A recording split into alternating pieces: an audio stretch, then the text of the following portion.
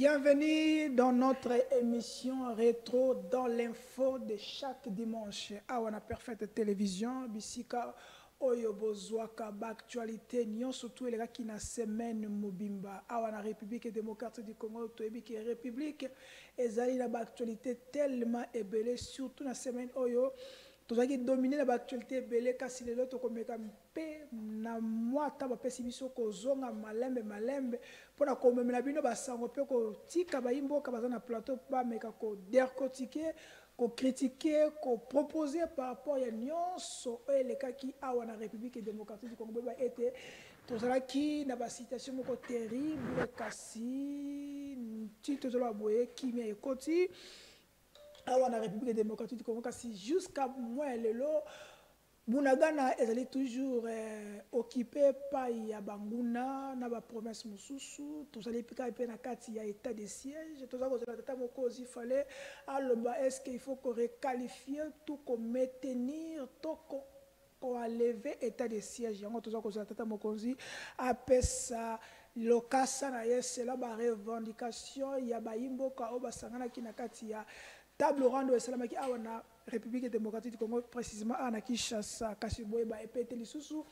kaka na semaine oyo tozalaki na ba actualité ebele bomonaki ba carnage ya ba mort ekufaki bato akufaki na Goma bato balobi ebele tokomeka mpe kozongela ngo na mokolo ya lelo parce que jusque là procès fungomaki kasi bato bazo koloba procès wana eke na banzela ebele batu o ba fallait ba na procès wana bazali toujours en fonction comme le gouverneur militaire il devait démissionner parce que batika ba enquête et salema na moyen transparent kasi ezaka mituna oyo bayimboka baza koloba kasi procès wana to mituna ekokende wapi est-ce que kosuka kaka ndenge procès à 100 jours esuka to ekosuka kaka ndenge bisele la bimato ezandenge nini ezaka mituna tuzo ko mituna awa na République démocratique du Congo kasi boye ba été na semaine oyo awa na ville ya Kinshasa mutu zo continuer entre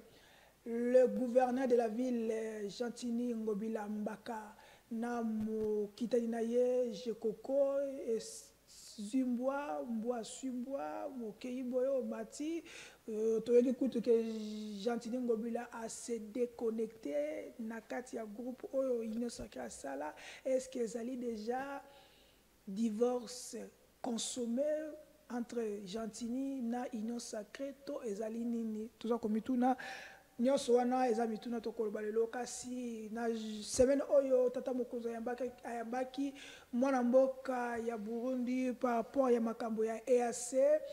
Est-ce que EAC il faut que parce que ba représentant gouvernement to ba imboka be basengaki EAC ekende parce que EAC eza na efficacité te eza kosala musala nango ndenge sengelite kasi tata mokonzi ya Burundi azali mokambi ya EAC ya moment oyo alobi ezali importante ezali de l'ordre du jour ezali nécessaire te EAC ekende kasi tokosuka nango wapi est-ce que EAC eyekovanda awa mpona libela to ekokende saka mituna tokotuna na mokolelo kasi bolandaki kaka nde tobima carnage ya manifestation esalemaki na Goma bayimboka mpe basengaki EAC MONUSCO ekende kasi bomoni ndenge suki est-ce que EAC ndenge bazo kosengela ekende bango pe population bazo kosengela EAC ekende est-ce que EAC pa koboma ba congolais ka ndenge bayimboka bomi ba congolais mususu par rapport ba revendication na bango ezaka mutuna tokotuna lelo na ba invité na biso bazana plateau lelo tozali dimanche kasi lobby tozali na rentrée scolaire na etandi mobimba ya République démocratique du Congo ezali annoncé pe maintenu par le ministre Tony Mwaba le professeur l'homme de Toge alobi était rentrée scolaire ezali maintenu malgré que ba syndicaliste balobi était pona bango ba pesi moratoire to ba pesi intimatum na gouvernement jusqu'à le 14 janvier ce qui gouvernement a répondre ba exigence na bango te a répondre à mituna na bango te bako lever grève kasi to mituna est-ce que chaque rentrée scolaire na biso ezalaka ka mbutu grève to grève kasi na batandi mususu déjà ba déclarer grève surtout na est kuna babiki pona bango rentrée scolaire ezali niet kasi pona masolo wana to kobete yango to kotuna ete rentrée scolaire ko sala mandenga nini parce que ba yimbo ke bele ba futamité ba enseigner bele ba futamité écoute bato bazalaki ko corriger oyo no surtout il y a examen d'état ndamba futami te kasi bango pe baza ba parents to kosuka ndenge nini na masolo wana ezaka mituna to kotuna lelo kasi lobby samedi tata mokonzi république ya Kinshasa otobengi na Félix Antoine Tshisekedi akendaki ko inaugurer usine ya ba caro oyo ezali esalamaki na maluku pona biso ezali tata mokonzi ezali une bonne initiative. Il faut banamboka ba zwa bakarwana ba zwa musala na maboko parce que zali ya biso moko zali local made in Congo to kosoma ngusu tende kendaka na Chine to par-ci par là to zali ici na biso ya sika tata moko za inauguraki mo lobby elongo na ministre ya industrie elongo na ba cabinet surtout o bazalaki wana kasi to kosukisa na message oyo lelo tozali dimanche kasi tokobeta mama solo par rapport à rentrée scolaire toyeba quels sont les éléments ou les années de rentrée scolaire tout le monde to à dollar ezaka toujours komata ba parents baza kolela kasi pour la lelo tokozwa moi une minute m'inviter na biso pesa biso moi il likanisa pour la rentrée scolaire tokobande pas ndeko Hervé Kisema mbote na yo soyez les bienvenus. Merci beaucoup Ndeko Charlie mbote na yo pe mbote na au débatteur tous partager les plateaux. Merci pour l'invitation na natongo na lelo. Moi likanisa na yo par rapport à rentrée scolaire ko banda lobby ba yimbo kebe bazali kolela bazali koswamino bongo ezali te biloko emati na bekolo bikandenge ezalaka pesa boye ezongisa boye relecture pour la rentrée scolaire na biso est-ce que chaque année ezalaka ka bato ba grève chaque année ka bato fo balelaka ya pa ini eloko moko union sacrée to gouvernement sali par rapport yango likanisi pour la rentrée scolaire. Merci beaucoup na mutu na Ndeko Charlie. Nakobanda ko rappeler que ndengo otsi koloba pourquoi chaque année avant rentrée scolaire ça a toujours na tension même et pas ya ba parents de même côté ya gouvernement to na enseignement mon mboka na biso il faudrait à un moment donné to comme na capacité ya ko sala ya ko pesa ba solution curative ezara ba mesure mo préventive c'est-à-dire likambo mo esalami tozwi décision moko boye po et pesa solution kaka siko mais to bosani na biso lobby parce que chaque année tout le monde avant rentrée scolaire ba grève ezala.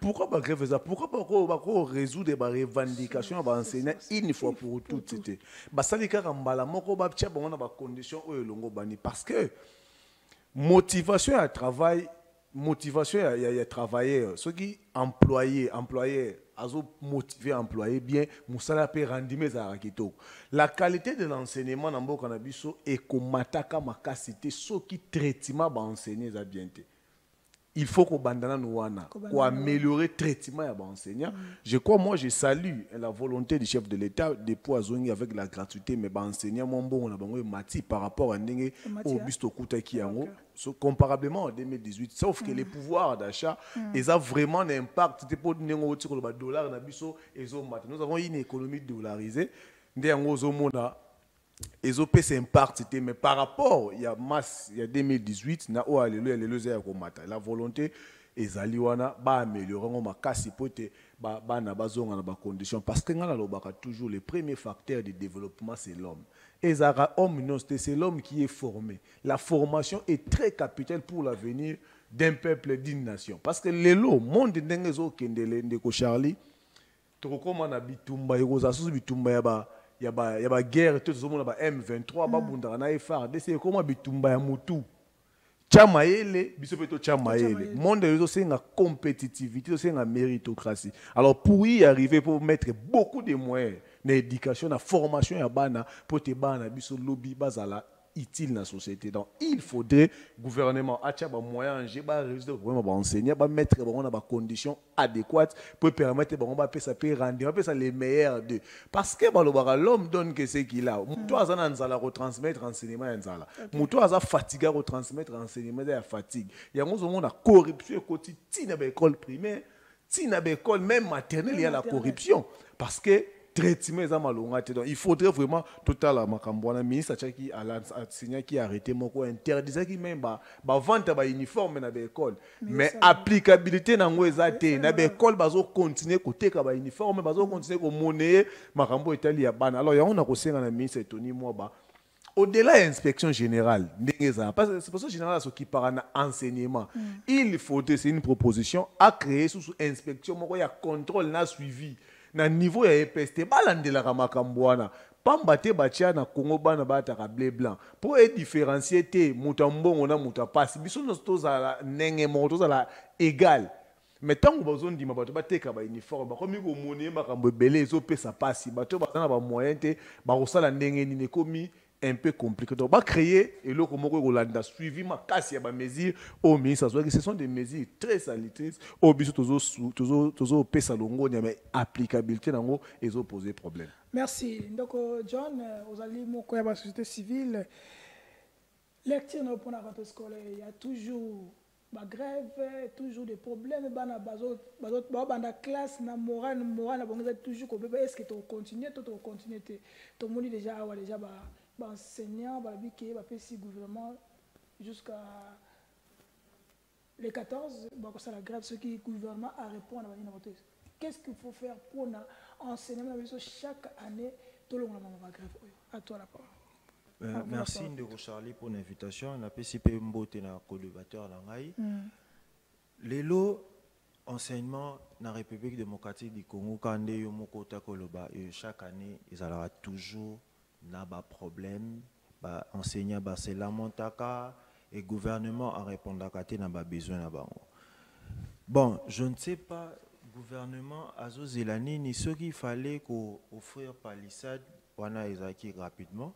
Ce qu'il fallait qu'on paye ça bateau ba $6,000 na ba $21,000 wana ezaki mais pour l'enseignant ko commissaire non ginde walobi que non tout de l'enseignement et salut que va augmenter salaire et enseignant même mutu oh va augmenter salaire na comment y a sous ko réclamer donc ce qu'il réclamer c'est que même au bobi va augmenter c'est que pesa mina noté et puis oh bolobi que boropé ça est à recevoir et on a noté voilà pourquoi zo réclamer donc pour l'anga c'est tellement difficile et que rentrée scolaire dans la République démocratique du Congo enseignant bazo là et que la population continue toujours de souffrir. Il faut l'État avoir réellement l'engagement à mettre ces gens-là dans des bonnes conditions pour que lobby en face à c'est la formation et la méritocratie pour la lobby et que ceux qui sont bien formés et toujours et que tu rendre service na beau république na biso au tout ça. Est-ce que est-ce que la RDC un enseignant a son valeur comme il faut? Na RDC, selon la condition des enseignants congolais en valeur. Ceux qui enseignent au bal de corona. Mtolinga ozalata. Pour vraiment y avait enseignant on a créé, on a souffrance, bozana mutukate, bosomba lopangote. OK. Donc Hervé enseignant pour nous. Il représente quoi dans la société de la République démocratique du Congo? Ndeko Charlie, au moins une question à enseignement, moi je pense qu'il faudrait tout le monde avoir une casquette politique. Que biso toza union sacrée, biso toza opposition, toute la société civile. Et ça, baza ba parents na biso. Au moins sans les enseignants, tous les président de la République, tous les députés, biso to loba na to loba te parce qu'on a été formé d'abord et pas à batouana. C'est-à-dire baza batouman bazo mériter considération, bazo mériter traitement meilleur. Voire même au même rang que même à député. Parce que ça, je l'ai dit toujours et je continue à le dire que la formation est très capitale pour Nabiso. Ça ne peut pas s'expliquer. On a toujours comme une unité nationale. Unité nationale et la solidarité. La solidarité, c'est-à-dire c'est prendre la place de l'autre. et solidarité remema biso na justice sociale. C'est-à-dire to kabola ndenge moko député azwaka 21 000, to pe ça fait militaire 2 000, to 3 000, to pe ça fait enseignant 3 000. Okomona ke justice sociale wane komema cohésion parce que mutu akozana kanda muninga zalité.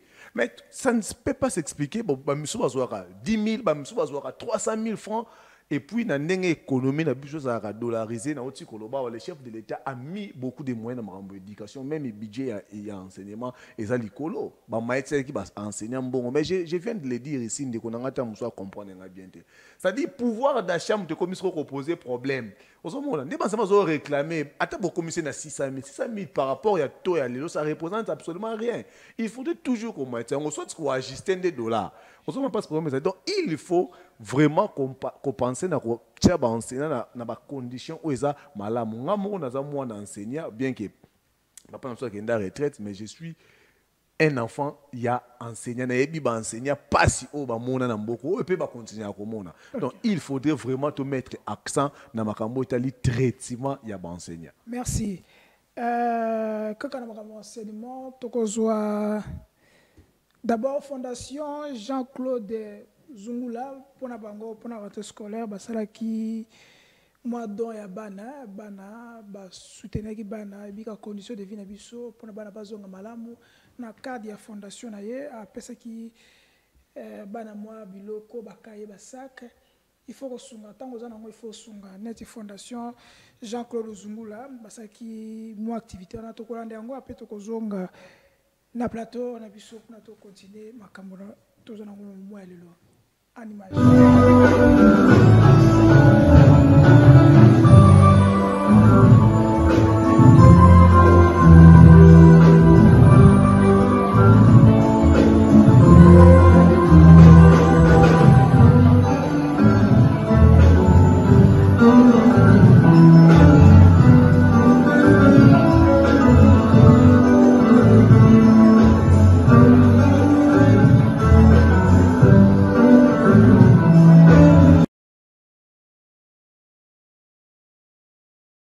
Zaliwana Fondation Jean-Claude Zungula, celle qui donne naba élèves bana ebele pour la rentrée scolaire, yo pe bisi kozali, tu peux aussi le faire même na musika ou ki bateau, c'est parce qu'il faut toujours aider dans la vie, il faut toujours soutenir baninga. Tout le monde dans la vie, dans la condition morte, parce que tu es bien dans plateau. Il y a des parents jusqu'à présent de toujours le baboué. À habiter sur le dans la classe, à habiter ceux qui ont soukandé na bana à compte mais quand comment va couper ça faut payer ça compte cahier kutu ya zate sac zate donc ceux on ndeko na yo moko on a poto on a kishasa on a ndeko no moko famille moko si ça je ko sunga tra moi cahier ata moi sac otindi et ça bien que construire la famille belé parce que on se connaît dans ce pays chef d'état dans ça là tout ce qu'il faut mais ebikaka moi mystique hein et ça moi bien ndeko dani tozongi la kama marathon scolaire examen d'été bimaki et loko liboso ya passe c'est ça qui tango examen d'été bimi tomoni mwana ya honorable Chiribo Kende azako abwaki poudre na fauteuil papa na ye et ça va passer moment donc dani peso imaginer toujours tout sur lango tout notre réaction à yo tant que parent.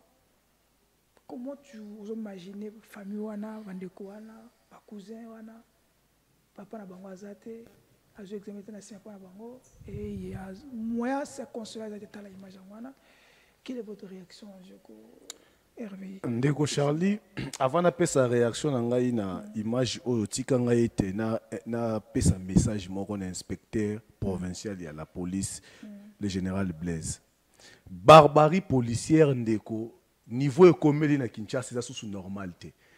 Quand on a un examen d'état, il y a un garçon, il y a 18 ans, qui manseke. Donc, au moins, police na biso, des autres dans la police na biso, to incivisme dans la police na biso, to ko tiango na mutu ya général Kasongote, même pas na mutu ya général o azapé sikote. Au moins, question à la police, et outara et bandaka wapi bandaka na ba recrutement na bango. Okay. C'est quoi les critères pour les recrutements par policiers? Parce que, pour le moment, il faut poser qui recrute, comment recruter, qui recruter et quand recruter. Au moment où les policiers mingo ba commettre ba barbare na immense na ngawana ba utarata musaza ki kulu na moko boye ba commissaire éclairé pas comme bureau de ba PC arama comme a comme policier ils commettent ba bavir na zo biso ya dégâts. Moi na moko na ki manse ko njili je pense a zupe examen d'état a que ni une église pour que commis nzambe ni na bar pour que ne ko se perdre na ndako e pas na bango mais bal perdre bimi parce que ba policier ba betaki masas na désordre et quoi et bomi moi na wana akufi likolo barbarie policier garçon unique ya maman na bango et puis si pas si collègue. Alors moi j'interpelle les ministres de l'intérieur provincial, maître Gracien, excellence Gracien, landela makambo etali ba policier, il faut pas responsabilité à l'établir, on ne peut pas continuer à compter des morts. Pour na makambo il y a moins honorable et puis si pas si tout comme orphelin nyonso o ba kufela ba boti na bango ceux qui bazo examen d'état ils ont la capacité min collègue yango toujours senga ba enquête et se poursuivre ba responsabilité à l'établi pour être ba commettre qui mbeba au base à la défaire devant la justice pour vérité pays mais au pays ça passe na ba révélation tout aujourd'hui à jeune africain ça fait grave ndeko likambo ndeko Hervé toloba par rapport ya ba vie policière donc moi na moko to ate so imagine ye comme on est brillant nanda kuna ye ake kuluna te kasi so ki licence utaki wapi ezui mwa batu akuvi le fils ni ki a famille na bango to moni pe mona ndeko Cheribo kende papa na yazate azo examen d'état azolela mais consolable ake kana photo aboki ka poudre on sait pas comment faire. Quelle est votre réaction par rapport à cela? Merci ndeko Charlie pour na ça fait très mal. En fait d'abord avant na ko féliciter Fondation Jean-Claude Sungula na acte oyo bauti ko sala ya ko remettre bana ba fourniture scolaire ils a juste qu'à contribuer na vie oyo ba congolais bazo souffrir acte ya Fondation Jean-Claude Sungula vraiment na pesi merci. Et puis pour na ko lobama oyo ya mwana ya Chéribin et puis le frère oyo quand on parle de l'enseignement tout rentre dans la formation. Chef de l'État n'a eu le jour où a félicité colonel Oyamina qui action pour la marche il y a le 25 à Ipsaki que académie militaire et cause à la fête pour na militaire base à la former. Mais jusque là n'a habité académie en Oisa appuyé à zara na conseiller rappeler que académie militaire wana est important pour que former policier pour bavir ya boye Peter Kazadi sa provinciale n'a été Gracial. Donc, pour essayer de voir cette histoire de la police, ensemble, on a chef de l'État pour la académie militaire à Lobaki, pour la formation, vraiment, les policiers ont droit à la formation, pour bavir, et ça, le Mandela, et c'est la vie de Congolais, ils ont chaque jour pour na ba erreur na bango. Et puis les policiers ont moyen d'andila aux sentir aussi insécurité. Oui, normalement, on se sentir en sécurité. Rôle na bango d'abord pour protéger biso mais bango ba ça la ba sera protection te. On banga bien inga. Na kuluna kuta policier.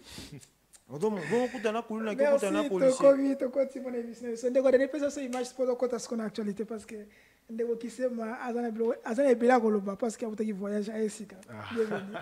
Tos image. Non image à part tiens image monsieur. Bon, on peut appeler ça audit, mais ce que nous voulons est vraiment simple. La CENI a fait son travail. Nous voulons, comme observateur, aller auprès de la CENI. Vous avez fait un travail, vous avez un fichier là, d'accord. Nous voulons faire deux démarches ensemble avec vous. Nous ne demandons pas à la CENI de nous donner son fichier pour aller faire n'importe quoi avec. Nous venons avec une proposition d'un logiciel qui ne servira qu'à une sélection d'un échantillon de façon automatique. Et aléatoire. Et aléatoire. Alors, avec la CENI. Là-dedans, dans ces fichiers, on aura les noms des les enrôlés, leurs adresses. On ira simplement, c'est le travail de l'observateur. Nous allons, voilà, dans l'échantillon reçu à la CENI, il y a tel habite ici, a été enrôlé. On va vérifier. Ça, c'est la première étape. Deuxième étape, nous allons dans la rue. Nous prenons les électeurs qui ont des cartes d'électeurs. Nous les enregistrons. Nous revenons à la CENI. Ça se fera toujours avec la CENI. Voilà. Ceux-ci affirment avoir été enrôlés. Voilà le numéro de leur carte. Est-ce que nous pouvons vérifier s'ils se trouvent réellement dans le fichier? Donc, c'est même pas un grand audit qui devrait... Alors, c'est juste ça la proposition.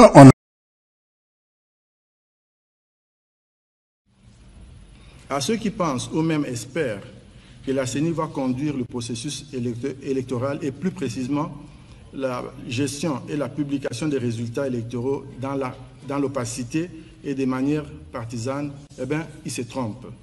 La CENI ne souscrit pas à cette négativité. Il s'agit d'un procès d'intention.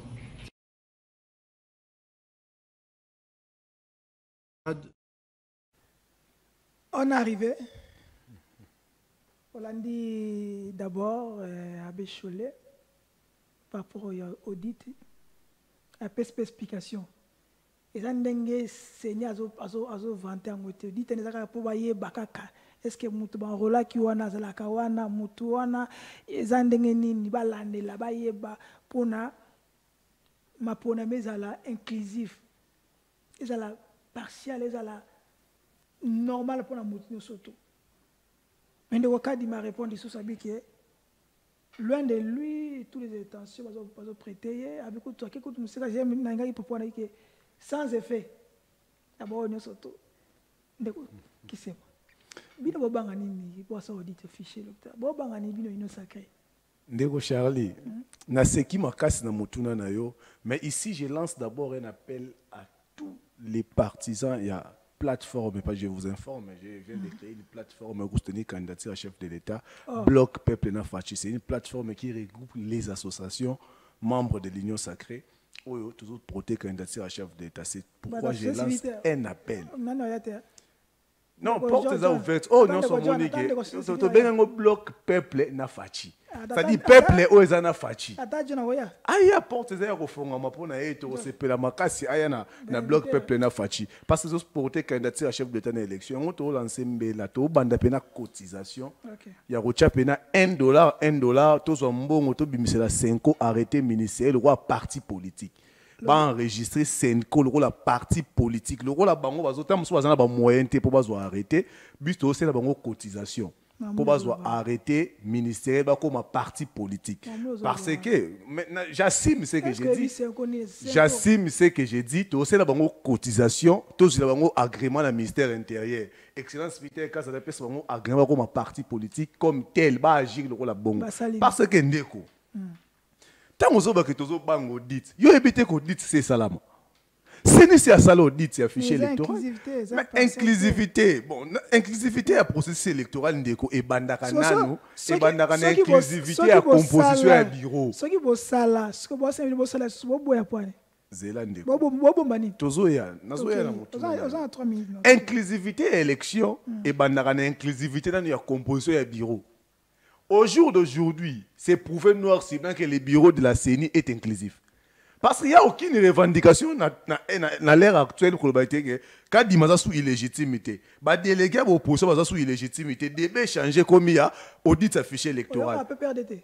Ndeko na lobi boy pepe dazo sengani audit bango débat za ba ki ba participer na bango na longola bon la makambo.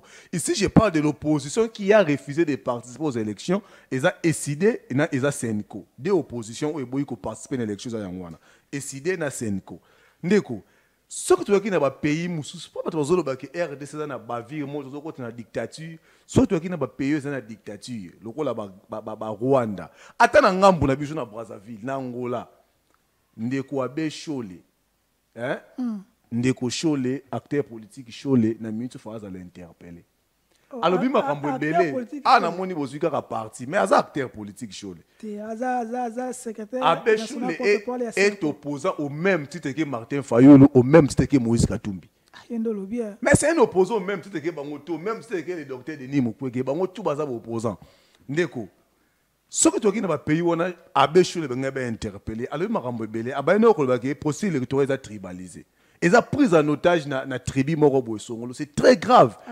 Et puis, na munoko ya prélat, na munoko ya muto aza pasteur, révérend, oh aza na mission ko sangisa bato. Ndeko. Ceux qui bobi que possible ils ont pris en otage na tribu Morobo Songolo. Est-ce que ça a stigmatisé tribu Mosusote? Na mboka na biso na minute ya lelo il faut tobela makambo ba tribalisme. Surtout na mutu ndeti abeshi il faut le makambo ba tribalisme. Pourquoi bango l'église catholique ba yebsa biso te po ni cardinal amulu bazarate. Po ni cardinal amusoye la zarate. Ba yebsa biso te l'église catholique po na ni ba cardinal nyos na mboko bazalaka bato espace moko. Mais nazo biso bazalaka Équateur. Na muke bandundu. Mais nazo bazalaka bata ouest pourquoi? L'histoire nous renseigne, c'est là. Va répondre biso depuis l'église catholique, ils allaient l'église catholique na Congo.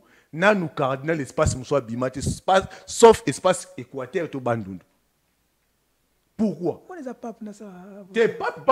Pourquoi ponara espace wana? Et ça tribalisme. Ba ponara bango par rapport à compétence na bango ndeko.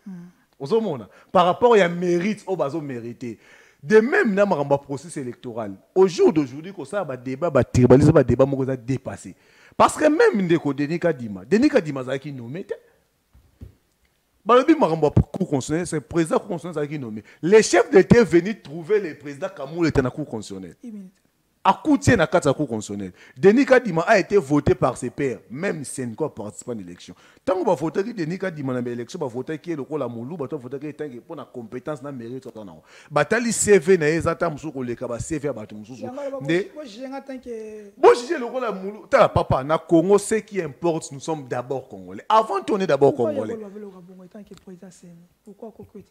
Pourquoi Abécho le rôle à prêtre Alobake tribu m'a reçu en otage un processus électoral. Je vous rappelle en 2018, nous avons eu Joseph Kabila Katangé, président de la République. Benoît Luamba, président cour constitutionnel, paix à son âme, Katangé. Kalev Aner Katangé. Qui Corneille Nang, espace sur téléphone. Ministre intérieur, Mova Sakani Katangé. Henri Avina Finance Katangé. Mais les élections qui sont en défaveur à Chadar. Donc ça veut dire que Chadar a gagné les élections. Pourquoi nous sommes là en débat? Parce que pour nous, c'est d'abord le Congo. Okay. Pour nous, qui, peu importe, n'importe qui a une fonction à commandement pays, s'il mérite, tu repères ses chances. Si tu as compétent, tu repères ses chances. Tu occupes tes moulous, bamoussouel, moukongo. Donc on a si ça, on a peine mbango. On a mbango. Audit ce fichier électoral, est-ce que c'est exigence légale? Il y a bien chaud l'opposition à bango basala. Le rôle à porte-parole de l'opposition, tu seras ça, on n'a pas si souvent pas ça, bécho les as au poste porte-parole de l'opposition. Le roi a fait arrêter au plus tard c'est même au sein de la cotisation arrêter ministériel va passer pour tes paroles l'opposition. La loi électorale a été soumise au débat au sein de l'Assemblée nationale. Bah député opposition Martin Fayulu les députés a ça qui pas insérer audit ce fichier électoral. Est-ce que vous avez que ceux qui te bandent l'audit, audit ce fichier au cas d'Imassaï qui est initiative propre, c'est pas la loi qui l'exige. La loi ne lui impose pas de faire auditer notre fichier électoral, mais il a fait de son propre gré. Alors, Bolis Robo a imposé mon toit la volonté pour des questions de transparence à auditer le fichier électoral pendant que le fichier a été déjà audité. Si on va auditer les fichiers sur quoi vous tapez. Et puis, c'est une quoi on a audité le fichier avec quelle expérience électorale. Oh, c'est une quoi on a audité. C'est ça l'audit. Ok, c'est bon. Donc, John. Dans la société civile, donc on revient au que Senko aza ni expert, à audit ni place mon côté, azali incompétente pour auditer fichier électoral. PD à lobby pour naïe Senko il faut avoir agrément et à parti politique. D'abord par rapport à agrément et à lobby, est-ce que attend un statut à Senko? Parce que même pour Bapeso, agrément et à parti politique, on doit voir ton faut que sa statut au tellement mieux son règlement d'ordre intérieur. Ce qu'au règlement d'ordre haut il y a 5 ans, na statut na bango. Est-ce que ça faut agrément pour son parti politique? Je comprends mon frère, il est de l'union satanique et dans l'union satanique on doit toujours soutenir ce qui est mal. Tangu 5 ans protégé à l'époque le régime, il y a Etienne Tshisekedi et était contre Kabila, 5 ans alors ça l'a jamais mabé. 5 ans avec Azara Moutoumalamu, on faisait le poids 50-50. Aujourd'hui, comme il est encore contre Bango, il y a attaqué pour nous le bac. Non, 5 ans a commis parti politique, a commis dans l'opposition, il faut couper ça agrément. Maintenant, il faut regarder le processus électoral. Tu es face à quelqu'un où j'ai des problèmes au niveau de la CENI.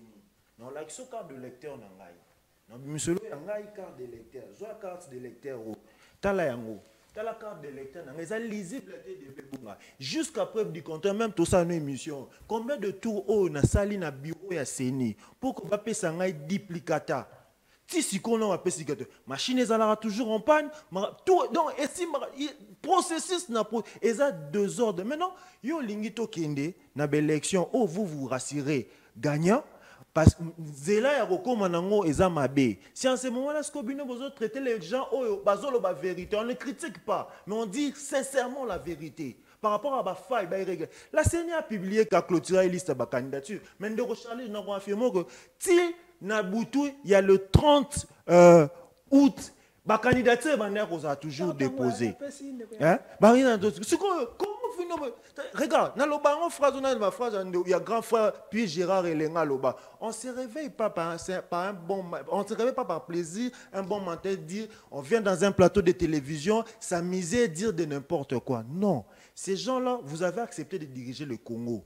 Vous dirigez le Congo pour le bien-être Nabiso. Parce que le Congo est un patrimoine commun, nous tous, nous avons le droit de jouir d'avantages nous sur les opérations de cannabis. Si vous avez fait ça par plaisir, tout l'amour qui n'a pas besoin de le non. Papa, audit ni basali. Il faut auditer mututo ebake non. John Imbele est enregistré na kati. Est-ce que réellement ils ont John Imbele? Parce que nous avons un balamike. Non, je t'informe loco. Chaque année, circonscription électorale, il y a bifalé bazoaka candidat moko. Mais n'abso j'ai salé kuna kuna luka de sorte que bakoma nini comment nombre est augmenté par comme atteindre à 2 sièges. On enrôle les petits enfants. Malgré nos pratiques, on a nion sur basalara jusque là bas koko mara na des élites. Donc les secrets ezana kati, c'est pour cela tous les audits il y a bien pour que tout découvrant que non, est-ce que le retour kende Seni a présenté biso biloko ya rolia ya madame muto a présenté biloko ya rolia ils ont empoisonné. Mais Seni a présenté biso biloko ils ont empoisonné. Merci.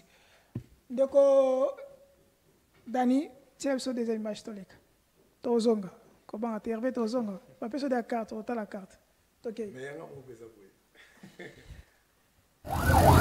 Alors ben ndeko tozali awa na Rigini ndeko église ya pasteur Baruti Patrick Sayelo azali analyste indépendant auta koleka na plateau na nga na libre débat a déclaré baranjo bazoyiba na Londres ezoya wa Interpol ezo interpeller yango bakangaka yango le ministre le VPM de l'intérieur Peter Gaza s'est senti lésé. Est-ce qu'il a concerné tout pété?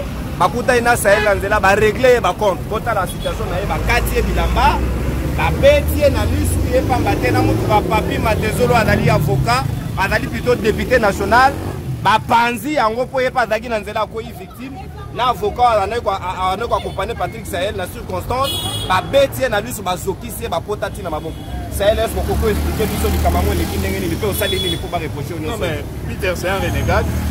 Ngai na sali eloko te ndenga yebi ke na ko sali pe eloko te aza ministre intérieur ya Congo nazoleka j'étais avec le maître dans ma voiture touti lemba tozoya to komi na salongo Peter azoya équipe d'avance na e mutuka na e eleki avanga tango ba moni dezanga mutuka liboso etelemi Peter na ba bazaki na sima bakiti ba bandi ko beta biso et dans la bouche des policiers que neni ninga na ko lobake 4 Range Rover les ya ma ministre c'est que na bois keli Peter est-ce que nga na tangaki comme Peter na TV moi je ne sais même pas que Peter soi-disant a une Range Rover volée sur qui faisait un solo mais comment va ça la boye bakati bilamba ba betinga et le maître avocat qui m'accompagnait est là ba beti maître ils m'ont pris j'avais de l'argent dans ma poche ils m'ont pris $930 ils ont pris pour démoner un maître na munoko na bango ndenge nini yo ko lobake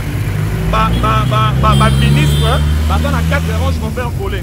Déclaration d'indignation et de soutien à l'endroit du camarade Patrick Sayel, communicateur politique indépendant. Nous, communicateurs politiques, toutes tendances confondues, réunis au sein du Conseil national de défense des communicateurs, CNDC en sigle, avons appris à travers le média l'agression physique de Patrick Sayel, l'un de nôtres, par les agents de la police commis à la sécurité du VPM de l'Intérieur, M. Peter Kazadi Kankonde, en date du 30 août 2023. Nous condamnons avec véhémence et dernière énergie cet acte barbare par une police non professionnelle qui s'est comportée comme les agents du M23 ayant attaqué ces communicateurs politiques sans défense. De ces faits, nous alertons les autorités sur la détérioration et la dégradation de son état de santé dû aux coups et blessures lui infligés par une police qui mérite d'être réformée. Nous demandons par ailleurs à l'État congolais de réparer les torts causés et à la justice de diligenter les enquêtes afin de rétablir les responsabilités. Nous vous remercions.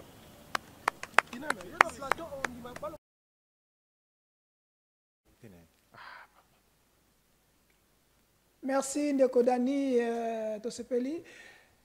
Tozanga epa Ndeko John Kolandi. Oui, nalandi ndenge ba menasaki ba betaki Ndeko Patrick Sahel. Bon, ngai eloko wana ton nalandaki d'abord na ba réseaux sociaux. C'est une explication à Patrick Sahel. Na émission ya CML 13 à l'Ekaki, à l'Obaki juste que les gens ba mituka ba marque Jean-Pierre Kayembe voilà. Et puis ba autorité ba communauté mais a précisé que autorité était et puis Nanzela a rencontré cortège à excellence Peter Kazadi le VPM et que ba bétier. Maintenant question est ça, est-ce que na message na à s'adresser qui na VPM to mutu kango baibaki baibelaki yango VPM tango ayoki bongo atindi batu babetaye donc atindi batu babetaye atindi sécurité na vraiment babetaye donc na moko azaki présent vous profitez na avantage aux République démocratique du Congo et PCBinoté pour na ko s'imposer et pas ya batu o bazo se sentir ba faible abana que le bango Congo est un patrimoine commun, bisognon sotoza na droit ya jouir na ba avantage au izana mboka na biso. Donc ce sont des choses à dénoncer.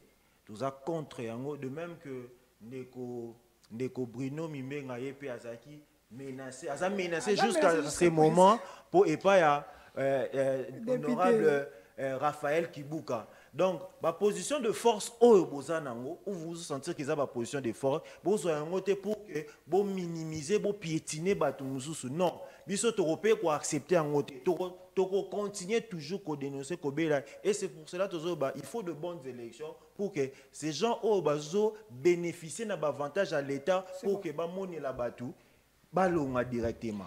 Donc Hervé qui c'est ma on rebondir na ndeko John Aloy papa ya Seni mais par rapport à ce oyo comme la ndeko Patrick Sahel azali moko ya ba communicateur indépendant mais vous allez ba jeune classe politique en un mot salopasi VPM akiti abeti mutu pona popo na ye atiki sécurité na beta mutu abeti mutu atiki sécurité na ye beta mutu lui-même il était là.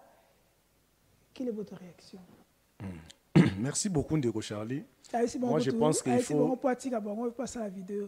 je pense qu'il faut koyoka des sons de cloche parce que na moni image ya Ndeko Patrick Sahel na partager peine nangana ye baza ba communicateur ndeti biso ndengolobi c'est-à-dire oye komele ko komela penga ko komela pende ko John ko komela peyo mais il faudrait koyoka des sons de cloche pour na image na moni image yo bato VPM place bazate place ba betiete mais ba betier il paraît pas batou il y a VPM so que za bongo. Je crois qu'il faudrait basa enquête apporter plainte ba remettre na ba droit na mais tout dirigeant ka batu ba kondi ba dirigeant biso pour na bien-être la population ceux qui biso musa tu vas ça les arapé pour pesa pe ba kondi information moyen pe yako bongisa gouvernance na ba que Interpol ya ki a pona ko mitu ka ba yibi na poto Interpol détecté ezana Kinshasa ba ko zwa ngo parce que ba yibi na poto mais na mitu ka wana il y a parmi les ministres, les ministres sont recélés. 5 ministres attendent à comboter, mais il paraît que Excellence Peter Kazadi s'est senti lésé, que lui peut l'intérieur. Bon, c'est pas ça peut-être que Excellence Peter Kazadi pas Zaki. Bon, ngai na Zaki te na moni ba image te, on a le biso que za bongo, to condamné yango. Parce que au moni ba fait wana, mais information sur Europe, c'est pour aider ba konza bon sa gouvernance. Tant monsieur le moko yozo mona ngotizo leko boye. Tant monsieur koloba na biso to loba et permettre au travers ba service na yo. Ba bazwa c'est que likambo za boto mais mango na longue boy population na za bénéficiaire na yango. Donc so que za bongo ba responsabilité za établi apporter plainte VPM intérieur tout n'importe quel ministre mutaza au décès mibeko azate to un état de droit le véritable état de droit. Félix Tshisekedi a même la biso yango. Donc bakende ko porter plainte et ko za malamu. Nazonga na makamde ko lobi. Alobi Senko na régime Tshisekedi ya papa Tshisekedi. Papa Tshisekedi za na régime te. Papa Tshisekedi za na régime te. Période ya Tshisekedi. Période ya Tshisekedi ndeko. Autre temps autre mec. Il faut pas comparer ben incomparable frère. Senko na bisto bandi bitumba pour réclamer départ ya Kabila parce qu'il avait la volonté l'intention de changer concept pour le troisième mandat. Notre lobby que ça suffit, Kabila doit partir. Demander Koki, il faut ça à Nini, à Kende. Neto bandi sur Bitumba, na Senko. Mais ça Bitumba, en 2011, Senko, ça va déclaration aux salles. Nous, on nous a volé la victoire en 2011. Tu as gagné l'élection, fait papier, tu Kabila, tu as le pouvoir, on a passé un hold-up électoral. Senko, ça m'a remboursé aux salles. En 2006, Jean-Pierre Bemba a gagné les élections. Senko, ça m'a remboursé aux salles. La Senko n'a pas commencé avec la Bécholé. Senko banda canapé à Béchol à leka kotika Senko. Il faut pas tout comparer bien comparable. C'est la sikoyo na wasala ki sera qui a Kabila ils a plus pur to à dérouter. Ndeko sera Kabila les gens souffraient au-delà de souffrir batouane ko za ko boma bango ko tumba on a tout brûlé les gens vifs au siège de l'IDPS. On a tué les gens à l'enceinte de l'église catholique. Le bateau koufite. Bateau kouf pas va revendiquer départ à Tshisekedi. Bateau kouf pas revendiquer élection. Tolobe la makambo goma. Ça n'a rien à voir avec la politique de Tshisekedi ndeko. Lelo non, na souk la makambo et belen ndeko. Bakalobi makambo carte d'électeur. Carte d'électeur déjà la question a été répondue par le premier vice-président Seni M. Manara. Le baki ba dipirate zo pesa ma. Même nga carte na na condition o ayuza. Ya yokuta monsieur za moi bien. Mais ngape na kender ba singa na ba dépôt ba candidature ba municipaux. Vous comprenez? Bato ba sa ki ebele makasi. Je crois à partir à lobby makambo no se rozala raison. Na ebiti ba sa ki ni mais o nga ba sa ki nga na centre na biso ba bi ke ba dépôt ba candidature ba municipaux. Nga mo na kuta plein na baya. Bato ebele ba so déposer ba candidature. Alobe lo mususu. Si ko ba revendication. Ba revendication pour na mambo élection, bi mambo carte. So au juste besoin revendiquer nini? Qualité carte. Audit affiché, ton bureau a CENI. Qu'est-ce que vous reprochez à la CENI? Qu'est-ce que vous revendiquez pour qu'il y ait une élection apaisée? Tout ça, c'est une revendication. Parce que depuis au bureau, c'est le bureau comme Kitoko. Composition et bureau, tout ça, reconnaître mon narratif, tout ça, reconnaître mon isité, les lois, on soit comme bon. Et le problème est comme une affiché électorale. Il y a moi, c'est contredire. Et ainsi, c'est contredire à lobby. N'a pas fallu. Tozala na député moko mais webele ko sala makuna bango la kana bana mike me ba ko rapper ko zo DCHT obi pour ko zo DCHT parce que audit so wasala o elongo la ba double na ba mineur et c'est ce que la CENI a fait. Vous pouvez faire enrôler les petits enfants mais tant au Sénat ça audit na nettoyage affiché ba ela garabilo ko na nyonso ndeno yo moko na makambo zo déplorer ozana derrière ma réponse na yango. OK donc John Olandi abisi pour la carte comme bangate ba dépôt ba candidature ya ba député provinciaux c'est exactement inondé tous la nani mais quand il élection peso ko ya tu te so bozon erani. Non, le processus il y a délivrance à déplicata va jusqu'au 19 décembre.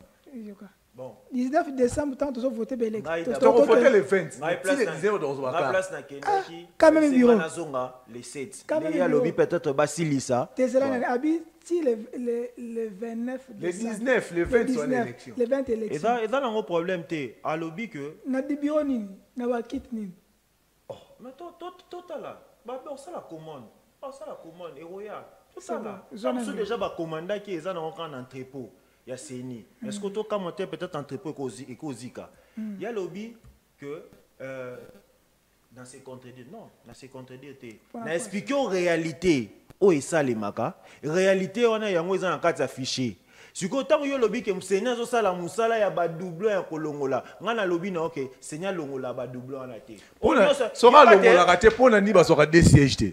Obi Pona ni ba sera des sièges te so que Seigneur longola ba doublon na ba mineur. Est-ce qu'on a côté on a pour ba siège, il faut la loi réglementer pour ba bongisson. Ces agents yo kangai, ces autres dépendent de kaka, yo kate. Ceux qui les autres dépendent de kaka, il faut baser na ba nombre d'enrôlés. Bon comme ça jamais circonscription électorale en a des sièges.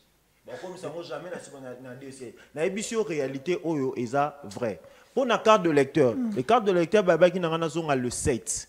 Si on a zongi les 7, bon je ne sais pas tant monsieur qu'on a même procédé na oya lobby, baser la le temps basi lisao et puis on a menga ba esenga le 7 na zonga et puis parce que machine eza à panne. Donc 3 fois dans une habitude chez nous la même rapport. Machine à panne. Machine est là toujours à panne. Ouais, on a les bandités. Ouais, les bandités. Si quoi autant tout fait partie du processus électoral. Quand on sait que tout arrive tout ça la revendication moro, il y a le logo X, il y a le logo Y. Pour arriver à l'élection, il y a des étapes. Et ces étapes-là, il y a un processus électoral. L'enrôlement et salamaki, mabé. Tozu bakart c'est comme illisible. C'est bon. Bakart c'est comme illisible. Si quand tozo continue ok, to comme appelle le jour où voter bonen de rochala machine comme ba machine peut comme bloquer pour ma machine na bino est bloqué. Voilà pourquoi avant d'arriver, il faut saigner à garantir biso na jeu ya malamu et que tout le monde tout est bien ndenge to na plateau awa to ta TV za mboka msubota la biso eza ba msubota la biso pour à travers ba outil ya communication o eza fiable ya kitoko yango ba msubola na biso libana mais siko soki seni azo pesa biso déjà biloko mabe aboy c'est que na suka pesa ka mabe c'est bon ndeko Dani toke na suka to tika na je crois 15 minutes 20 minutes toke na suka ndeko Dani pesa so image imi toke to sisa diplomatique. Je crois que pour certains observateurs, en tout cas, on pourra voir qu'il y a quand même des fruits, il n'y a pas de déception totale. La communauté internationale bouge, les sanctions ont commencé à tomber, même si ce ne sont pas celles que nous voulions, même si les personnes visées n'étaient pas celles auxquelles nous pensions. Mais il y a du mouvement sur le front diplomatique. Donc il n'est pas pour le moment question d'engager un autre front que celui-là. Entre-temps, nous préparons nos forces de défense et de sécurité. Nous affinons nos stratégies militaires et autres pour pouvoir parer au plus grave, au plus urgent, le cas échéant. Voilà, j'espère avoir été complet dans ma réponse. Ok. Merci, Ndeko Dani. Ndeko Hervé, tu es chef de l'État par rapport à l'évolution, il y a coopération, on a vu na EAC, na RDC. Ils ont un peu litigé, mais pour exemple, il y a Burundi qui n'y a pas moyen, ils ont un ordre de jour. Le gouvernement est ce qu'il faut. Sur la intégralité, les moyens, chef de l'État qui pour la banque va souhaiter et longue, mais quand on a un boy et na souka chef de l'État qui vivra verra. Bateau va interpréter en denga mabeyo pour na yo EAC faut longue to et longue. Ce qui gouvernement le que EAC faut longue. Nga se refona ba que EAC longue te point. Bateau va côté biso za bango. Et bon boy avec banani ba boy. Bateau EAC. Oh, sorry RDC sont état membre était na EAC au boy par rapport à quoi? Le roi chef de l'État qui faut to longue qui vivra verra. C'est-à-dire que ce bon boyo que ne plus au long l'organisation. Ce l'organisation si boyo ça sonne mais pour mes amis gouvernement au travers du ministre de la communication que tant évaluation dans les alliés parce que bon je crois 6 mois oui fallait mandat que ba renouveler mandat mais je crois ba renouveler té so déjà ba renouveler té ba ko kenya ba mais souci na biso makasi yango mokonza na oti d'ailleurs ko peso d'ailleurs réponse na makambwana souci na biso mokonza mboka ocho loba pour ba EAC wana ekomela biso problème te poto boye comme Monisco bis to la makambo goma pourquoi ma problème te faut dans une armée dissuasive une armée forte et on a salué be fort à mokonza mboka ti ba moyen ebelé na armée parce que pour toi na armée so makasi to la so 8e so 9e en Afrique les problèmes arabes so traitement militaire arabien te Bama est un traitement militaire na formation. Est-ce que yo na bara, on dit ndeko Kabila, on dit ndeko Kabila boma mboko na makambo belé ba to ba bakate. Est-ce que ba camp militaire sur na ba champ de tir te. Ba champ de tir ba teka, kele na ngalie man. Au moins na champ de tir, comment on ndako étage ba immeuble belé. Mais bo luka armée za na makasi. Pendant 18 ans bo teka ba champ de tir, ba militaire ba s'entraîner na raté. OK, c'est bon. Chef de l'État a acheté ba moyen et belé na armée. Formation militaire, aux hommes de formation militaire, on force spéciale américaine, la force spéciale RDC différence, c'est ça.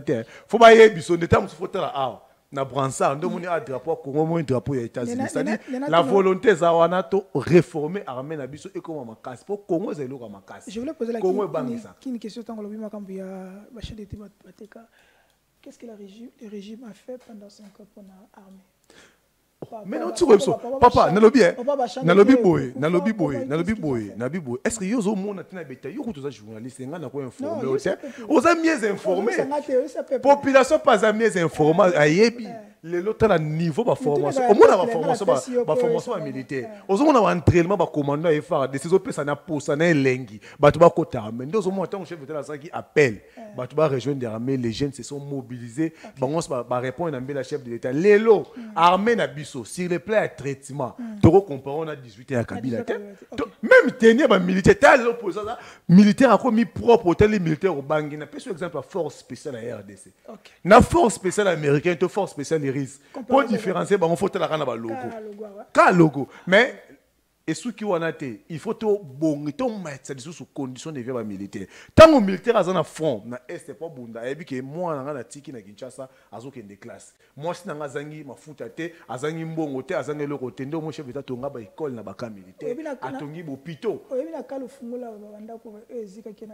Les gouvernements déjà le baki a zui question na maboko dissipé. Non, c'est pas automatique, ça banda côté. Et c'est non bon tu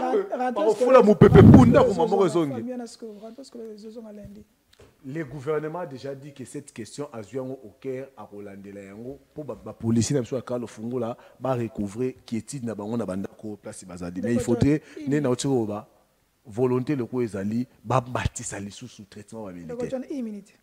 Par rapport à élément ya EAC yobini ba ki mete batika. Non, Charlie. Non, on a rôle de l'eau dans le bâtiment parce que il y a mon membre union sacrée de la lobby. Il y a mon membre union sacrée de la lobby que chef gouvernement quand on est bon ba kotisa ki biso, on ba mi kotisa ki pour le bébé pour bisoter, ba mi kotisa ki ce babi ba mi bimela, ba mi bimeli. Ce babi ba ko mi bimela te ba kotika la, ba mi tikeli, mais pour dire que oyo bango ba pensa ki comme solution. Donc, ils ont solution. Ils ont sur le au moins le bâti que na sali échec, azoluka peut-être à renforcer peut-être comment appeler sa faute na ba ninga mususu bisote po bango bazala bongo. Donc quand des babanda ki ndé bossi ça pour na biso to moyari on déjà to monaki on ko ils ont une importance moroté donc bango ba ko ça chef d'état peut une raison qui une raison qui fera pas. Oui, soit peut vraiment te féliciter pour reconnaître. On reconnaître là tu peux félicitations. C'est que à l'objet que armée biso en puissance différence. Il y a sali Kabila pour bango pe bazalika na Kabila ba luka ba changeaka. Kabila tika armée 40e, les deux à 40e. Na suki ka. Abi traitement il y a on habikate Kabila tika bango 40e ya da 40. Est-ce que la bande ko ba soda? Tous vous avez peut-être attendre kaba pour nga za ba master ya ba soda. Na ba vie ya ba soda. Siko moyena lubana nga mingi sur yango izate. Siko yo soza na bango yebisa nka baza na conditionné. Ndeko Dani. Nazamba o kutu bazana bagarde républicaine. Rebondi. Ndeko, abina kama ambassadeur. Kenye na Kanchach, au comparer Kanchach il y a 5 ans, il y a 4 ans, tu sais que il y a Kanchach à 18 ans à Kabila. Keta bo plutôt batongeli ba militaire. École batongeli ba militaire pour batanga. Kalufungula. O ba kisi à la raté. Kalufungula eziki, Kalufungula eziki. Est-ce pas cause de dire des choses non awa et Rosalara bien. Incendie on est créé mais cause na bisto bien. Est-ce que le gouvernement a moto mais le gouvernement pris en charge alors que babilo qu'on a hier moko ko réparer on passe dans les devoirs na jusqu'au 5 ans toilette za la raté. Ouais. Pendant 5 ans.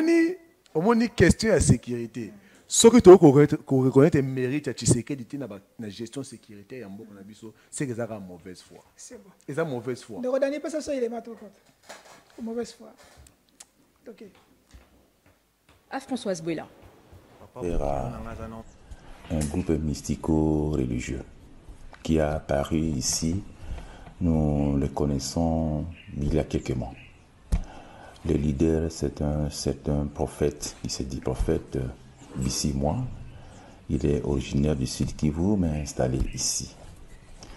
Et la police est allée, donc le 9 soir, pour les encadrer, les empêcher d'aller vers la base de la MONUSCO.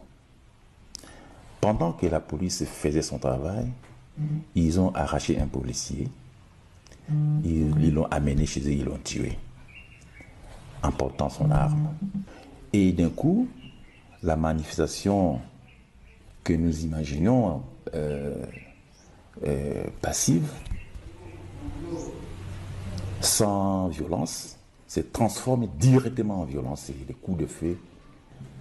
Mais ils allaient investir la base de la MONUSCO, ils allaient commencer à chasser les Blancs, les Occidentaux, ils allaient commencer à s'attaquer aux ONG et aussi aux forces de l'EAC. Alors, quand ça tire, ce n'est plus une manifestation telle que préconisée, c'est ainsi. Excusez-nous, nous ne voulons pas... Toutes ces images, c'est vraiment agaçant, c'est vraiment pas bon à suivre pour les enfants. Il y a un côté de l'image, tout cas communiqué à général gouverneur militaire, Boyoka, papa massacre les kaki na Goma, Ndeko Hervé. Ndeko Charlie, permettre ngai na rebondir na makambo Ndeko Lobaki. Alobi loi pour pas mettre ba siège, pour pas mettre ba siège, na ngena bossa na pour pas mettre ba siège et c'est la loi et c'est un enrôlement Mendeko. La loi c'est la répartition des sièges et ça la en fonction du nombre d'enrôlés. Vous comprenez? C'est pas en vain que circonscription électorale à Tchango, parce qu'il y a 18 sièges, il y a 19 sièges. Parce que s'enrôler et belé et maïti bon siège moko. C'est-à-dire bateau il y a befalo zolo belawana. Ce qui siège est mataraté, c'est parce que Seigneur aura soin ya ko élaguer ba minère na ba doublon. Et le réseau lingo comprendre était yango wana. Donc yango pas sali touro ba double to ça qui na 49 millions. To mis na 43 millions, plus de 6 millions. Na 6 millions il y a des doublons. Et il y a des mineurs, c'est-à-dire le travail que vous voulez faire, il ne faut pas afficher, avant voter. La loi électorale exige, la CENI a publié liste enrôlés, électeurs 1 mois avant les scrutins. Ce n'est pas aujourd'hui. C'est pas, c'est-à-dire que l'opposition n'est pas bon, moi, on a mis canate pour anini abecho la loba qui porte parole l'opposition lobby, mais peut opposer nyonso. Bolandi tête de file la bino opposition abecho le boyeko loba. Sans pourtant nous vérifier mi be ko lobby ni na question wana. Question makambo Goma ndeko. Na bayena opona ko condamner makambo esami na Goma pe ko senga na gouvernement na justice na biso a établi ba responsabilité. Ça on ne peut pas expliquer cela bas civil, pacifique. Ils ont revendiqué ni contre les gouverneurs, ni contre les chefs de l'État, ni contre qui. Ils ont revendiqué contre les impérialistes, MONUSCO, OEN, et Kabila. Mission des Nations Unies pour la stabilité du Congo. Parce que le Congo n'a jamais été stable sous Kabila. Ni un MONUSCO pour la stabilité du Congo. Et sous Félix Nazozonga. Congo, MONUSCO, Félix, mais MONUSCO, Félix Tangoye, depuis l'avènement Félix Tshisekedi na RDC, il y a un départ à MONUSCO. Pourquoi parce qu'on a une époque à Kabila? Parce que c'est Kabila qui nous a amené la MONUSCO. C'est mon tas d'antenne. C'est mon tas d'antenne. Attends, on a rebondi. Kabila, tant à Beba ina Nations Unies, tant à Beba ina ONU. Pour on a qui abrigué 3e mandat. Bâtir contre lui. Il a commis raison. Na lingi bata MONUSCO. Mais il faut te la bon. Donc, s'il te plaît. Il faut te rappeler la population. Kabila n'est pas Kabila, c'est un départ à MONUSCO. Tu as beaucoup de départ à MONUSCO, c'est l'opposition dans le pouvoir. C'est bon, ok. Bolingi MONUSCO qui n'est pas dans la CIMA, pour nous biso congolais, ça va tirer. Mais je vous dis, c'est-à-dire que région la population sous Kabila n'a jamais exigé le départ de la MONUSCO. C'est Kabila qui a exigé. Pourquoi Kabila avait exigé? Parce que Kabila remet comme misérable opposant. C'est la MONUSCO, les Nations Unies qui protégeaient les opposants à cette époque-là. Je vous rappelle le 31 décembre 2017. Tozana Bayaka. Non, plutôt Makanja Ngirengir. Marche, il y a CLC dans l'opposition. Eliezer Tamboui, honorable, place Bakangaï na Makanza. C'est la MONUSCO Neyaka et c'est qu'ils aient ce na Jeep. MONUSCO passe le Kabila comme un miséré opposant. Surtout à Monique plan est opposé on est aussi mbatté parce que MONUSCO a qui wana ndakome ko senga départ à MONUSCO. Ça n'a rien à voir avec les revendications actuelles de la population. La population en a marre ya MONUSCO n'espace est. Pourquoi? MONUSCO y a qui pour la stabilité à Congo pour la paix na partie est mais depuis que la MONUSCO est la paix ni de bâtir bisokuna. La population en a marre à Monique importance dans mes alliés sous-soutés. Nous avons aujourd'hui un chef de l'État qui impose au gouvernement de protéger l'opposition. Lui-même, le chef d'État exige que l'opposition soit protégée et les civils soient protégés. Importance en MONUSCO, revendiquer contre MONUSCO, on ne peut pas tirer sur les civils comme ça. Moi, j'ai dit il faudrait commencer par interpeller le gouverneur militaire. Il y a un qui vous souhaite maintenant on a sauté. Faut pas interpeller. Il y a un sabiso. Faut pas s'ambisa bango. Na moni procès fongami. Mais pas bien bango ni on soit chef de commandement wana. Mais bah qui a donné l'ordre de tirer? On ne peut pas. Je vous apprends que le chef était très en colère par rapport à cette situation. Je vous dis il est très en colère par rapport à cette situation parce que na pouvoir na biso. Il y a Tshisekedi au Azanango Lelo et Zaka les peuples d'abord. Pour nous les peuples, pour nous. Pour nous non. Question Chéribé. C'est un homme que j'avais beaucoup d'estime pour lui. Les peuples d'abord existent pour nous. C'est les peuples qui sont au centre de tout. Et ces peuples ne peuvent pas mériter ce genre de traitement. Merci. Il faut la responsabilité et ça l'a établi. Il y a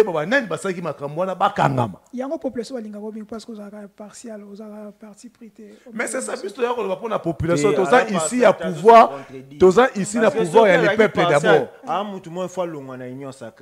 Parce que l'union sacrée a fait quoi? Mais comment yo? Parce que l'union sacrée a fait quoi? Moi, je défends la population parce que la population est contre bateau, il y a de défense. Papa, la population est derrière le chef. La population est au côté de l'histoire. Papa, la population est derrière le chef de l'État. J'ai dit lorsque nous étions à l'opposition, nous avions les peuples derrière nous. Population dans la chef de l'État. La paix, maman, la chef de l'État.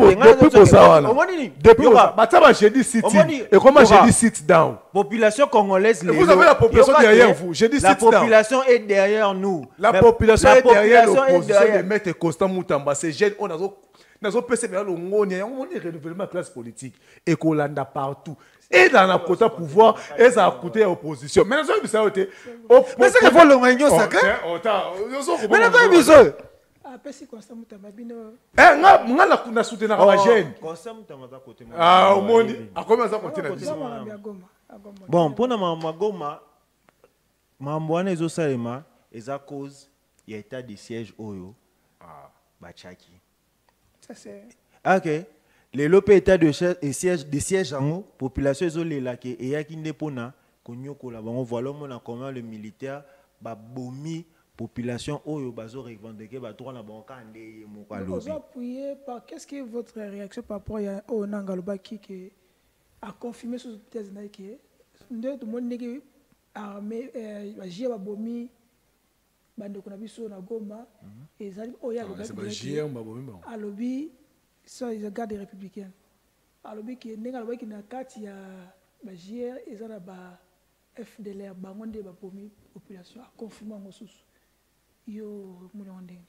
Bon, on est à propos d'ailleurs, et si il y a un moyen à côté na raison ou na enquête na information ou est poussé pour que a bimission. Mais dans le bac, les amoni résultat état de siège yango et mimi bisuna biloko. La population a ressources na place na été et commis militarisé donc action nyonso population azo sala pour na ba militaire et mona ils ont une façon peut-être à renverser pouvoir to ya sala quelqu'un yango moni que boumi bango et que le lot bazongi sous na ba table ronde pour nini il faut état de siège wana ba accepter échec que ba accepter échec ba longola état Bah accepter échec na banque non bah coquille quoi assurer le donc bah penser qu'il y a quoi aboutir solution mais et puis c'est une solution de ma vaut mais bah tu vas normal parce que dans la normal bah ndako boma ba ngobongote na normal bah ça qui na mavante bazong sa gouverneur civil bazong sa mutu en ordre comme ça bah luka ba mesure mususu o ba ko luka pour que bah zo raison mais pour le moment bah accepter échec na bango ndeko Dani to comme na suka pesa sur les mains suka ya loso wana Mambo nambwa mafula kumbundu tambola na Kinshasa komona makambo boyebi ke kokamwisa bino système échangé luto loso bakomoteka ngomoko 100 francs awa tozali na 15 na masina kuna pena na kati zono babenga ngo bisika bikabuka mama mimi 6h azana déjà na pointe bien loso na la minyo sa boka ngo wana na kati ya plateau ya cha système à deux luto donc luto moko bomona boya mnene 100 francs oya mukeleka te fumbi bomona be 50 francs tala ba chaîne nde ba yeli boka mbikawa na bana mike ba kipara po Yomo beta déjà calcul niveau biloko za matana Kinshasa. Muto somba déjà sa combien loso. Acha moto, acha pétrole, abanda rolamba. Nabana atala le bio kokato. Nazela ka cours du soir au yemba moko melima yo lali journée leki. Poso ka bandi cérémonie à tongo lia etan. Yango mamoni awa. Pendant ce moment bezaka système à déjeuner bokobi mabena tongo papa maman moi na bino se boya ba tcheni mutu na mutu ya 100 francs na so boza 500 francs pour gagner temps. Le rôle moi na boso mona ya pesi mbongo na mamimi a tcheni liboso atale ko kita bakisa le monde balinga kenda bite yaka bakisa le monde litaba ya lutu ya mukie réalité zali koleka awa na kakenzi ya ngoyo loso changer comme ko teka ma système à lutu 100 francs yera communication yango na mboko tozeza mboka passe zana mokili na sunga bana Kongo na ba 100 fois 200 na Kinshasa tokomona makambo tala loso de komo tekama mama mimi asala rara boye loso ngo pesa la accompagner na moi koko na epo soko ye moi 50 francs mama mimi apesi yo au gagner temps karaboye bana na bazo bika moi mukie c'est vrai kazali na ba difficulté belé mais réalité zali koleka awa yango na Kinshasa tokomona makambo loso ekomo ndeko na bana Botulanda Kinshasa wana Kinshasa otuza Kinshasa population za sima na bango bana watu population. Merci pour une opposition à reconnaître que population za sima na biso za di bon côté de l'histoire. Omoni ba image autour mona. La RDC est un pays très riche et potentiellement riche. RDC. Mais la population est pauvre. Il faudrait tant de politique. Tout ça, la politique pour l'année. Tout ça, la politique pour améliorer les conditions de vie à la population. Tout ça, la politique pour promouvoir l'intérêt général. Tout ça, la politique pour conserver les pouvoirs, les garder les plus longtemps possible. Tout ça, la politique pour la population. Mais tout ça, la politique. Ceux qui te tiennent à Moutou na biso. Ceux qui te tiennent. Non, au moins, les premiers vous êtes habitués à des politiciens. Oh bah Sabino, oh ça couleur bleu mais ça couleur rouge. Moi je suis de la nouvelle génération politique. On se comprend, nouvelle génération politique, tout ça va gêne. La jeunesse c'est ça venir à lobby. Lobby nous sommes au Tigre na Congo. Donc on a pas ya bato ba BBC Congo té. Là où ils a bien to bi ça bien. Là où ils a peu to bi ça mais pas bongi ça. Moi j'ai toujours dit on ne peut pas changer un système tout en étant dehors ce système. Il faut être à l'intérieur du système pour apporter un vent nouveau. Tout ça rapporter pour améliorer les conditions de vie ya population. Au moins dans beaucoup. Soke na kundi ana ba manianga loso eza ebe ba repola. So que na bumba loso ezebe ba kepola mais pourquoi te dire ba loso liera ba lion so bani masala ngo so na ba kopal pourquoi te promouvoir un ressource na biso mo ya mboka te est-ce que RDC ko importer même makayabu o uta ba Norvège so ki la couronne mais pendant que on a makayabu na kisanga benga so ki ba benga so ki lengasika so ki Congo asika. Tous les lacs les plus poissonnés, mais tu importes un poisson en Namibie. C'est pas normal. Il faut, ministre de l'Agriculture, Maître José Panda, réforme aux apporter dans l'agriculture, tous saluer. Mais Matisse est un makasi. Bon promouvoir entrepreneuriat local, to industrie locale et mata. To comme en autosuffisance alimentaire, makambo rozali souté. Na capital sur les aboué bon intérêt rozala nengeni. Le chef de l'État avait dit qu'il faudrait que les sols soient les déciles sur les sous-sols. C'est-à-dire, mon Konzambo rappelle ses visions. Mais puis, tu as un ministre sectoriel. Tu as implémenté vision chef de l'État pour visionner comme en réalité. Sol soit les déciles sur les sous-sols. Kasi yango ezaka na cadre social les peuples d'abord. Tobaki chef d'État ba ko na industrie. Olobeli ma ba industrie te ba oti ko inaugurer industrie ya ba caro ana na maluku. Chef de l'État comme commerçant. Chance de opposition. Chance de opposition. Chef de l'État comme commerçant. Ah bien comme commerçant. Est-ce que statut commerçant? Chef de l'État comme commerçant. Numéro RCC ma chef de l'État zani. Ah comme commerçant. Bon numéro RCCM les zani. Chef de l'État comme commerçant. Faut pas qu'on rencontre chef de l'État comme commerçant. Oza muto maele faut le bakamba na maele. Statut commerçant zani.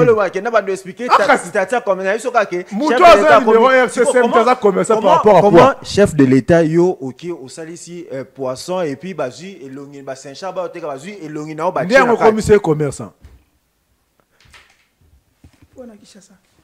de Charlie on a ça que ndeko ya bi population na sima na bango siko population na sima bango ta la condition de vie à vivre ye mo abande oloba que non to ya na politique pour tout changer siko depuis bango baza bosalini parce que souffrance na bando e bango banda le 24 janvier jour beau préta c'était le 24 hein?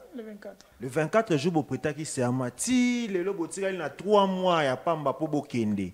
Vous continuez quand on réclame souffrance, on te faut un système de lobby, faut un système pour que vous pour changer. Ce qu'on a besoin d'un système, vous changez déjà nini déjà. Vous changez déjà nini. Pour la population. Merci. On le bloc en Photoshop. On le bloc en Photoshop. Pour Photoshop ne m'acasse pas. Armé au bac et comme il est là, Photoshop aussi pour quand il va photo, pour traiter vos munitions, on m'acasse et à Photoshop. Question moi dans la condition de la RDC, insécurité, problème de l'eau, c'est comme 100 francs, classe à bana, insécurité, tout ce que nous voyons. Est-ce que dans Taïo, il faut aller dans le dialogue ou il faut qu'il y ait une élection? Surtout qu'il y ait une élection, il faut aller avec quelle personnalité dans le quartier? Immédiat. Ndeko makambo élection nazo linga kolobela yango mingi te pour naza candidat yo comme que na osala pré-campagne mais ngana ko sa population a sanctionné ba médiocre population ye moko amoni mutu na production o ya sali biso on peut beau dire ici na plateau télévision mais population za razo bate population za maele biso zo ka chance ko lobana micro to leki wazo na biso na maele te baza maele ta musuko le kabiso ils suivent l'actualité mais il faut qu'il y ait une élection parce qu'aucun pouvoir et dialogue est résolu pour ma population. Tant que nous avons renforcé la il faut répondre à une question il faut qu'il y ait une élection. Pourquoi qu'il y ait une élection? Un projet mais il faut un parlement ici na cause na tant qu'il y ait une élection, tu voter par député. Population à comprendre les locaux. Ce que tu peux si Mukonzambo a fait, c'est que de confiance. Dès que tu as PC, tu as PC 64%. Tu as voté par député, il y a union sacrée. Tu as voté par député, tu as obédience à chef de l'État. Pour gouvernement et Bimara, na majorité parlementaire. Ce qui est majorité ici na cause à chef de l'État, gouvernement comme na cause na ba ko appliquer fusionner malam. To boyi makambo FCC bis. To ça 2 ans, il y a blocage, 2 ans il y a ba croc en jambe ou est retardé biso. Yango mo depuis to benga na FCC. Depuis to benga na FCC to ça les 4 usines. Usine il y a ba Mercedes, usine ba Caro, au moni ba Prosper yé, makambo télé yé. Neko. Yango ya biso te. Couverture santé universelle. Programme à 145 territoire. Programme ça. Montage à Mercedes, on est à Batou. Mais cette société à Batou, il y a l'État. Programme ça 45 territoires. Combien de écoles ils ont construit? Combien de hôpitaux ils ont construit? Tala Mama Yemo. Tala Mama Yemo. Ndeko, oui que Mama Yemo. Son à l'année bien, on dirait ça qui dit quoi Mama. Mama Yemo. Quoi ça rend de quoi Mama? Bon de Fachi a produit Mama Yemo. Tala moi so tali ka Mama Yemo. Oh ça sous débat la Fachi. Mama Yemo ko banga te. Oh comment le roi 50. So tali ka Zambo. C'est là en novembre on va inaugurer Zambo. Le Congo a perdu 18 avec Joseph Kabila. Le Congo a perdu 18 avec Joseph Kabila. C'est bon. Si on donne 18 ans à Fachi, Congo, moi je suis 18 ans à Fachi, ils sont Allemands d'Afrique, ils sont États-Unis d'Afrique.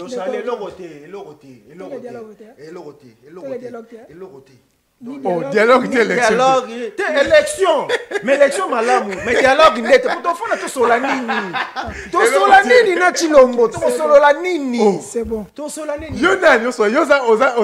Au moins c'est que ne connaît opposition. Bon bah derrière ligne à Abéchole. Mais ça contredire Abéchole. Abéchole a posé que na dialogue parce que 5 ans il y a dialogue va tirer la Abéchole na munoko. Tout Abéchole l'église catholique. Abéchole tout dialogue. Et Kosimba Maramba dialogue nous irons aux élections. Avec ou sans l'église catholique nous irons aux élections. De quoi Hervé? Question Souka. Nous avons des députés nationaux. Quel député pour la à Bataki? Bon, baza 500 députés na Kinshasa. Baza 500 députés. Moko wa Pataki ngai. Na parlement o nyonso uto bima o. Yo mtuzo tangela nga yo binga na tanga. Falo tsato banda pena question de vine bandeli. Député Kinshasa to ya Congo mobimba. Ya Kinshasa, député national wa Kinshasa oyo a marqué na tour oyo azate. Réponse à quand ndemo ya PC réponse. Est-ce que moi non comme on point ni ya PC réponse wana. Attendez go les airs. Mutako mo yebisa ba mama ba tupenda. Tika kutu. Wana ba médiocre. Wana mwana papa Lopanga. Papa Lopanga lokuta yango ntesala ya comme député. Stratégie yango wana. C'est bon. Tosisia.